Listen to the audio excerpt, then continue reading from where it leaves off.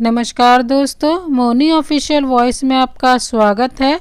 आज की कहानी है अब अपनी पत्नी की इच्छाओं को यूं पल पल मरने नहीं दूंगा।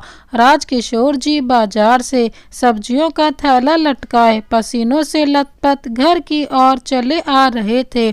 शरीर में अब इतनी ताकत नहीं थी कि बाहर के काम करें, लेकिन अगर 2 वक्त की रोटी खानी है तो काम तो करना ही पड़ेगा। उनकी बहू रागनी ने लंबी चौड़ी लिस्ट बनाकर दी थी सामान की, जिसे खरीदते खरीदते राजकिशोर जी की हालत खराब हो गई थी। वो धीरे धीरे घर की तरफ आ रहे थे। वहीं दूसरी तरफ उनकी पत्नी कावेरी जी अपने कमरे में बैठी जब रामायण का पाठ पढ़ रही थी और उनकी बहू रागनी तेज कदमों से उनके कमरे में आई और बोली, माँ जी, रामायण का पाठ पढ़ने से आपका पेट नहीं भर जाएगा। आज 5 तारीख हो गई है और पिताजी ने अभी तक पेंशन के पैसे नहीं दिए हैं। रसोई का सारा राशन खत्म होने को जा रहा है। दिन पर दिन घर के खर्च बहुत बढ़ते जा रहे हैं। आते ही पिताजी से बोल देना कि आज ही पेंशन के पैसे निकाल कर ले आए। अगर अब एक दिन भी ऊपर हुआ तो फिर ठीक नहीं होगा। रागिनी अपनी सास से गुस्से में बोली।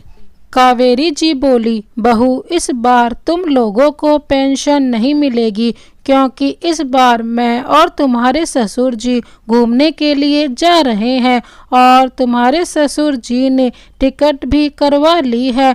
तो अब की बार तो हम पेंशन के पैसे तुम लोगों को नहीं दे पाएंगे। कावेरी जी की बात सुनकर बहू का गुस्सा और भी 7वें आसमान पर पहुंच गया और वह कावेरी जी से चिल्लाते हुए बोली, क्या कहा तुमने? जरा फिर से कहना। तुम लोग घूमने जाओगे? शर्म नहीं आएगी बुढ़ापे में घूमते हुए आपको? अरे थोड़ी तो लिहाज करो अपनी उम्र की। हड्डियों में जान नहीं है और बात करते हो घूमने की। कोई ज़रूरत नहीं है कहीं घूमने वूमने जाने की। चुपचाप से एक कोने में पड़े रहो और जैसा हम कहें वैसा करो। बड़े आए घूमने वाले।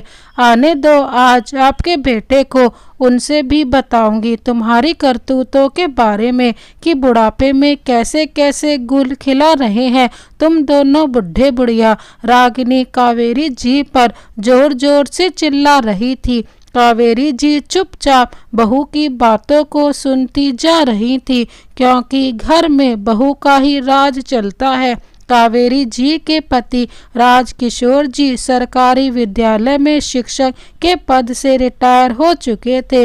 उनके रिटायरमेंट के जितने भी पैसे मिले थे बेटे ने पहले ही सारे पैसे हड़प लिए थे और अब हर महीने मिलने वाली पेंशन के पैसे अपनी बहू को देने होते हैं। बहू उन पैसों को अपने हिसाब से खर्च करती है, कितना कहाँ पर खर्च करना है, यहाँ तक कि जिसके पैसे हैं उसको भी कितना खर्च करने के लिए देना है गिन गिन कर अपने ससुर को पैसे देती है। अगर कावेरी जी का कुछ खरीदने का मन होता है तब भी राजकिशोर जी अपनी पत्नी को कुछ खरीद कर नहीं दे पाते हैं। दोनों वृद्ध दंपत्ति अपना मन मार कर बस अपनी जिंदगी के दिन किसी तरह काट रहे हैं। उनकी पेंशन के पैसों में से 1 रुपया भी बहू उन्हें खर्च करने को नहीं देती है। राजकिशोर जी और कावेरी जी घर को जोड़कर रखने वाले दंपत्ति हैं। वह नहीं चाहते थे कि उनकी वजह से घर में किसी भी प्रकार का क्लेश हो, इसलिए वह बहू की जली कटी बातें सुनकर भी चुप रह जाते थे। घर के बाहर के सारे काम राजकिशोर जी ही करते थे। एक दिन राजकिशोर जी फ्रिज से पानी पी रहे थे। तुरंत उनकी बहू दामिनी मुंह बनाते हुए बोली, पापा जी, जिन हाथों से फ्रिज से पानी की बोतल निकाल कर पानी पीते हो उसी तरह बोतल भी भर कर रख दिया करो। दामिनी की सास कावेरी जी बोली, बहू कैसी बातें कर रही हो? कम से कम ये तो सोचा करो कि ये तुम्हारे ससुर हैं, ये देखो, बुढ़े को कुछ बोलो तो बुढ़िया को तुरंत मिर्च लग जाती है। मेरे पास आप दोनों से बहस करने का वक्त नहीं है, और हाथ नचकाते हुए वहां से चली जाती है। राजकिशोर जी और कावेरी जी भी दुखी होकर वहां से चले जाते हैं। एक बार राजकिशोर जी ने अपनी पत्नी को 1000 रुपए की साड़ी लाकर दे दी। पेंशन में 1000 रुपए कम देखकर बहू आग बबूला हो गई और अपने ससुर जी से गुस्से में पूछा, अब की बार पेंशन में से 1000 रुपए कम क्यों हैं? बहू, मैंने तुम्हारी सास को करवा चौथ पर पहनने के लिए उसकी पसंद की साड़ी ला कर दी है। वह क्या है ना, कई सालों से उसने साड़ी नहीं खरीदी। जो तुम अपनी पुरानी साड़ियां देती हो, बेचारी उन्हीं साड़ियों को पहनती रहती है। इसलिए मैंने सोचा इस करवा चौथ पर एक नई साड़ी उसके लिए खरीद लूं। क्या माँ जी 1000 रुपए की साड़ी पहनेंगी, वह भी बुढ़ापे में? हे भगवान, देखो तो सही, इन दोनों बुढ़े बुढ़िया ने तो बिल्कुल शर्म बेच खाई है। इतना भी नहीं पता कि शहर में छोटे बड़े कितने खर्चे होते हैं, पर आप लोगों को कैसे पता होगा, क्योंकि पूरी जिंदगी तो गांव में रहे हो। उस दिन एक साड़ी के ऊपर बहू ने कावेरी जी और राजकिशोर जी को इतनी बुरी बुरी सुनाई कि बेचारे दोनों दंपत्ति ने 2-3 दिन तक खाना भी नहीं खाया था। बेचारी कावेरी जी बहू की यह सब बातें सोच सोच कर घबरा रही थी कि बहू ने एक साड़ी के ऊपर इतना हंगामा मचाया था, और अब तो मेरे पति ने पेंशन के सारे पैसे ही अपने टिकट बुक करने में खर्च कर दिए हैं और कुछ पैसे अपने खर्चे के लिए अपने पास रख लिए। इस बार ना जाने बहू क्या करेगी। शाम को जैसे ही कावेरी जी का बेटा आकाश घर आया तो आते ही रागिनी ने फिर से हंगामा मचा दिया। उसने पति को खूब अच्छे से सिखा पढ़ाकर सास ससुर के कमरे में भेज दिया। आकाश दनदनाता हुआ अपने माता पिता के कमरे में आया और चिल्लाते हुए बोला, बुढ़ापे में जमीन पर पैर नहीं टिक रहे हैं क्या आप लोगों के? यह मैं क्या सुन रहा हूँ? आप लोग घूमने का प्लान बना रहे हो, वह भी मुझसे बिना पूछे। इस महीने की 5 तारीख हो गई है और अभी तक आपने पेंशन के पैसे भी निकाल कर नहीं दिए हैं रागिनी को, और तो और सारे पैसे हमसे पूछे बिना खर्च कर दिए। अब इस महीने का राशन का खर्चा कौन चलाएगा? मैं तो अपने पैसों से आपको 2 रोटी भी नहीं दूंगा और ना ही आपको इस घर में रखूंगा। अगर आपके पेंशन के पैसे मुझे नहीं दिए तो समझे आप दोनों। आज राजकिशोर जी भी गुस्से में थे और उन्होंने भी सोच लिया था कि अब वह अपने बेटे बहू से दबकर नहीं रहेंगे, क्योंकि हमेशा वह बेटे बहू की बातों को सुनकर चुप रह जाते थे। लेकिन आज वह चुप नहीं होंगे। वो अपने बेटे से बोले, वह बेटा, हमारा घूमना तुम्हें दिखाई दे गया, पर अपना घूमना फिरना नहीं दिखाई देता। जो हर संडे तुम अपनी पत्नी को पिक्चर दिखाने जाते हो, बाहर से ही खाना खाकर आते हो। हम दोनों पति पत्नी घर में ही दलिया खिचड़ी बनाकर खाते हैं। हमारे 2 रोटी से भी तुम्हारे खर्च बढ़ जाते हैं, लेकिन तुम्हारे बाहर घूमने से, पिक्चर देखने से, बाहर का खाना खाने से खर्च नहीं बढ़ते। अपने लिए तो खूब खर्च करते हो। भूल गए अभी कुछ महीना पहले ही तुम और तुम्हारी पत्नी गोवा घूम कर आए हो। तुम दोनों और तुम्हारे दोनों बच्चे, 4 लोगों के हवाई जहाज के टिकट का कितना खर्चा आता है वह जानते भी हो। अरे तुम हर 2-3 महीने के अंदर मुंह उठाकर घूमने चल देते हो। क्या हमने तुम्हें कभी रोक टोक की है? क्या हमने कभी पूछा है कि इतने पैसे क्यों खर्च कर रहे हो? फिर आज जरा सा पैसा खर्च करके हम घूमने जा रहे हैं तो तुम्हें इतनी तकलीफ क्यों हो रही है? आपकी हिम्मत कैसे हुई ये बोलने की? मैं अपनी कमाई अपनी पत्नी और बच्चों पर लुटाता हूँ, तुमसे पैसे मांगकर घूमने तो नहीं जाता। आकाश गुस्से में तिलमिलाता हुआ अपने पिता की गिरबान पकड़कर चिल्लाते हुए बोला। राजकिशोर जी आकाश के मुंह पर खींचकर एक तमाचा जड़ देते हैं। एक तमाचे में ही वो सोफे पर जाकर गिर पड़ता है। राजकिशोर जी बोले, तेरी इतनी हिम्मत, अपने बाप की गिरबान पकड़कर बात करता है? अगर तू अपनी कमाई के पैसे अपनी पत्नी और बच्चे पर लुटाता है तो मैं भी अपनी पेंशन के पैसे अपनी पत्नी को घूमने में खर्च कर रहा हूँ। तेरे आगे हाथ नहीं फैला रहा हूँ। पिताजी का जवाब सुनकर आकाश गुस्से में तमतमा गया कि उसके माता पिता जो हमेशा उसकी बातें सुनकर चुपचाप कमरे में चले जाते थे, आज उन्होंने मुझ पर हाथ उठाया और उसको इस तरह से सुना रहे हैं। ठीक है पिताजी, तो आज फैसला होकर ही रहेगा। मैं तुम दोनों को फ्री फंड में रोटी नहीं खिलाऊंगा। तुम लोग अपने खाने के पैसे दोगे तभी तुम्हें रोटी मिलेगी। मेरे पास इतने पैसे नहीं हैं कि मैं तुम दोनों का खर्चा उठा पाऊं। इतना कहकर बेटा कमरे से निकल गया, लेकिन बहू भी कम ना थी। अपनी सास को सुनाती हुई बोली, देख लिया तुम्हारा बेटा दिन भर कितनी मेहनत करता है। वो तुम्हें दिखाई नहीं देता, पर जरा सा हम घूम आए तो वह तुम लोगों को दिखाई दे रहा है। ये नहीं दिखाई देता कि घर में बहू बेटे हैं, दो दो नाती पोते हैं, उनके भविष्य के लिए कुछ पैसे बचा कर रखे। लेकिन नहीं, इन्हें तो बस बुढ़ापे में घूमना है। अरे हम लोगों की होड़ करते हो तुम, हम तो अभी जवान हैं।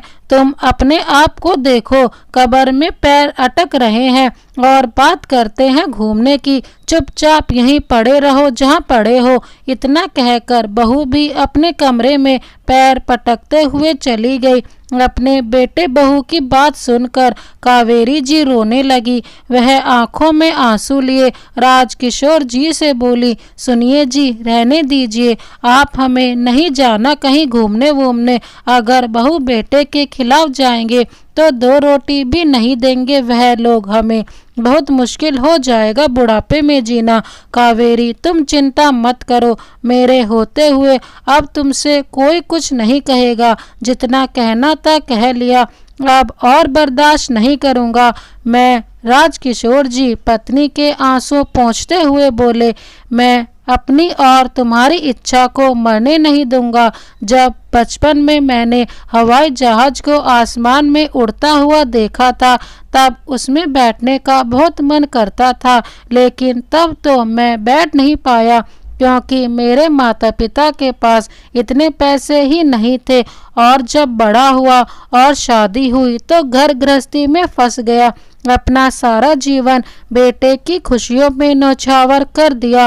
क्या कुछ नहीं किया। इस औलाद के लिए हमने अपनी सारी मेहनत की कमाई इस पर खर्च की। मेरा बेटा अच्छे से पढ़ लिख जाए, उसको अच्छा अच्छा पहनने को दिया, अच्छा खाने को दिया, उसकी हर जिद पूरी की। कहीं पैसों की वजह से वह आगे न बढ़ पाए, इसलिए हमेशा मैं अपने खर्चे को कट करके अपने बेटे को हमेशा आगे बढ़ाया। सोचा था कि बुढ़ापे पर आराम से रहेंगे, बेटे की जिम्मेदारी से भी फ्री हो जाएंगे, लेकिन बुढ़ापे में तो बेटे ने हमारे ऊपर ही बंधन लगा दिए हैं, हर जगह आने जाने से रोक दिया है। इतना तो हम उस समय भी नहीं बंधे थे जिस समय हमारे कंधों पर जिम्मेदारी थी। आज हम अपनी जिम्मेदारी से मुक्त हो गए हैं, लेकिन बहू बेटे हमें मुक्त होने ही नहीं देना चाहते। तुम आज भी इस उम्र में रसोई में लगी रहती हो और बहू ने मेरे सारे पेंशन के पैसे लेकर मुझे ही आंखें दिखाती है। इस उम्र में भी घर के बाहर के सारे काम मुझ पर ही थोप रखे हैं। अब क्या करें, हमारी किस्मत में ही ऐसा रहना है। कावेरी जी उदास होते हुए बोली।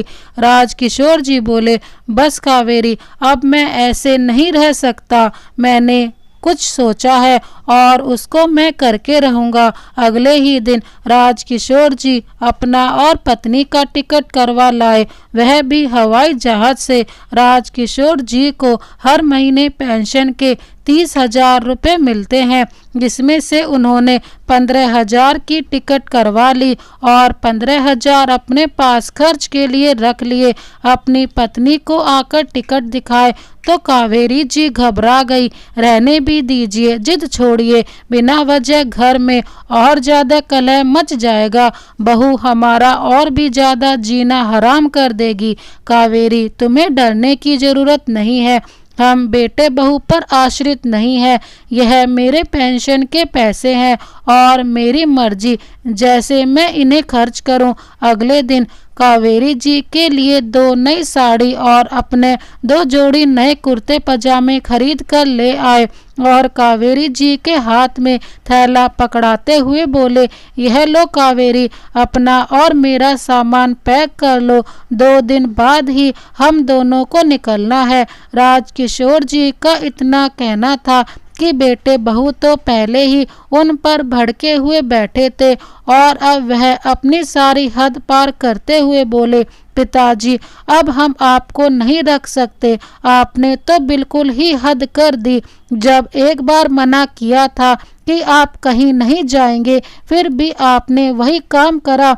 शर्म लिहाज तो जैसे बेच खाई है आपने। अब हम और नहीं रख सकते आपको अपने साथ, अपने रहने का इंतजाम कर लो। राजकिशोर जी बेटे से बोले, बेटे हम अपना रहने का इंतजाम क्यों कर लें?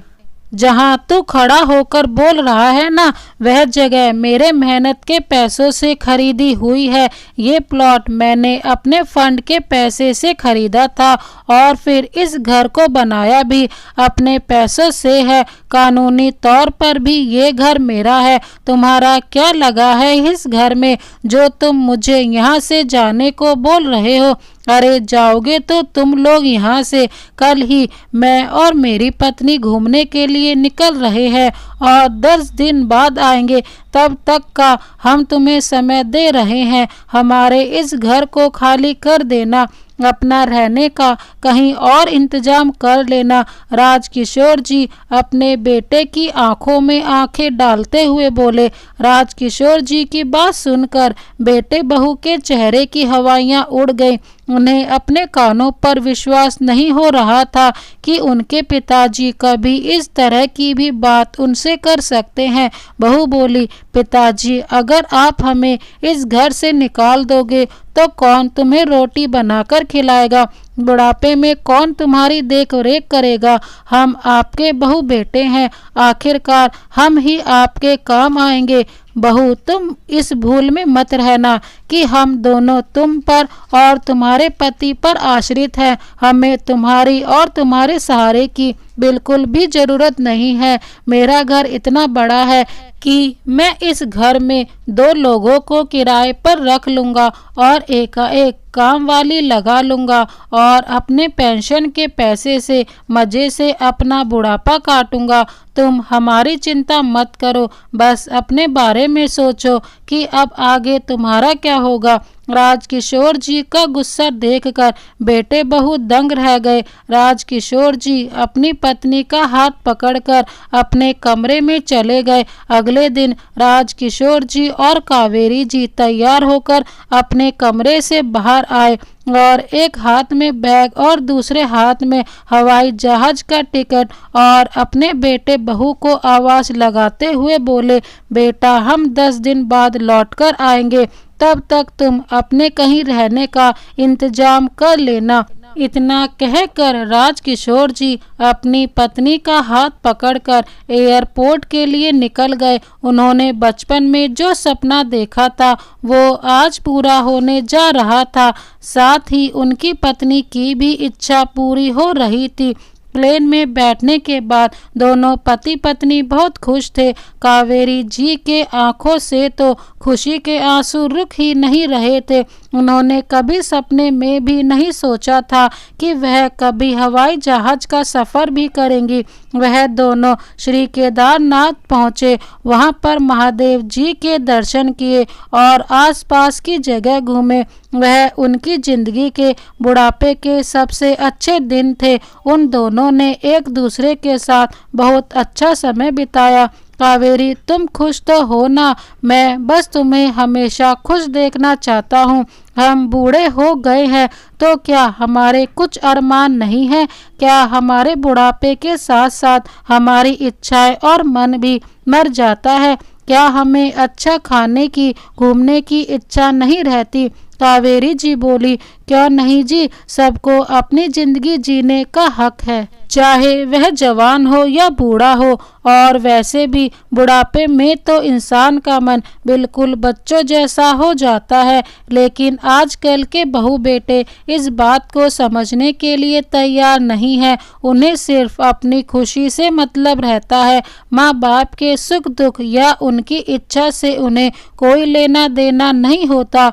बिल्कुल सही बोल रही हो कावेरी तुम। हमें तो पेंशन मिलती है तो आज हम अपनी पेंशन के दम पर अपने बच्चों के सामने बोल पाए हैं। लेकिन वह माँ बाप जो अपना सब कुछ अपने बच्चों पर लुटा देते हैं, अपने बुढ़ापे के लिए अपने पास कुछ नहीं रखते हैं, फिर वे बच्चे तो अपने माता पिता को एक एक चीज़ के लिए परेशान कर देते होंगे। बेचारे वह कैसे अपना बुढ़ापा काटते होंगे। मेरा तो यही कहना है कि इंसान जीते जी अपना सब कुछ अपने हाथ रखे। अगर अपने हाथ में सब कुछ है तो समझो बुढ़ापा सुरक्षित है। अगर अपने पास कुछ भी नहीं है तो समझो बुढ़ापे में दुर्गति निश्चित है। आज अपनी पेंशन के दम पर ही हम हवाई जहाज का सफ़र कर रहे हैं, वरना हमारा बेटा तो केदारनाथ तो बहुत दूर की बात है, वह अपने पैसों से हमें मथुरा वृंदावन भी न ले जाए। दोनों पति पत्नी ने अपने सुख दुख की खूब बातें की। 10 दिन वहां रुककर खूब अच्छे से दर्शन किए। जब 10 दिन बाद राजकिशोर जी और कावेरी जी घर लौटे तो उन्होंने देखा कि बेटे बहू ने दोनों माता पिता के पैर पकड़ लिए और बोले, पिताजी हमें माफ़ कर दीजिए, हमसे गलती हो गई। अब हम कभी भी आप पर रोका टोकी नहीं लगाएंगे। आपका जो मन करे वही करना, लेकिन हमें इस घर से मत निकालिए। पिछले 10 दिन में से कई घरों में जाकर तलाशा है। छोटे छोटे घरों का भी कम से कम 15,000 रुपये किराया है। आप ही सोचो, आपका बेटा अपना घर छोड़ करके बाहर किराए में रहेगा तो कैसा लगेगा? लोग क्या कहेंगे? फिर बहू रागनी भी कावेरी जी के आगे हाथ जोड़ती हुई बोली, माँ जी आप ही पिताजी को समझाइए ना कि अपना गुस्सा शांत कर ले। हम लोग अब आपको कुछ नहीं कहेंगे, आप लोग आराम से रहना। बहू रागनी जो कभी अपने सास ससुर को अपने पैर की जूती समझती थी, आज वही सास ससुर के पैरों में अपनी नाक रगड़ रही थी, क्योंकि अब उसे भी समझ आ गया था कि अगर वो लोग इस घर से जाएंगे तो 15,000 का तो किराए से अलग घर मिलेगा नहीं। ऊपर से जो सास ससुर जी के पेंशन के पैसे आते हैं वह भी उसके हाथ से चले जाएंगे। बहुत बार माफ़ी मांगने के बाद राजकिशोर जी बोले, ठीक है, मेरी एक शर्त है कि मैं अपनी पेंशन के तुम्हें पूरे पैसे नहीं दूंगा।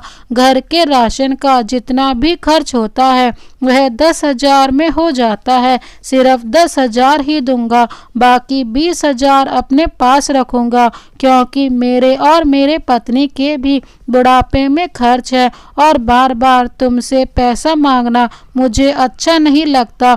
अपने ही पैसे तुमसे मांगू यह मुझे मंजूर नहीं। और हाँ, एक बात और, जब तक हम जिंदा हैं इस घर के मालिक हम दोनों पति पत्नी हैं, इसलिए यहाँ सब कुछ हम दोनों के हिसाब से चलेगा। बेटा बहू हाथ जोड़ते हुए बोले, जी पिताजी, आपको जैसा ठीक लगे आप वैसा करो। यह घर आपका है, आप ही इस घर के मालिक हैं, इसलिए सब कुछ आपके ही हिसाब से होगा।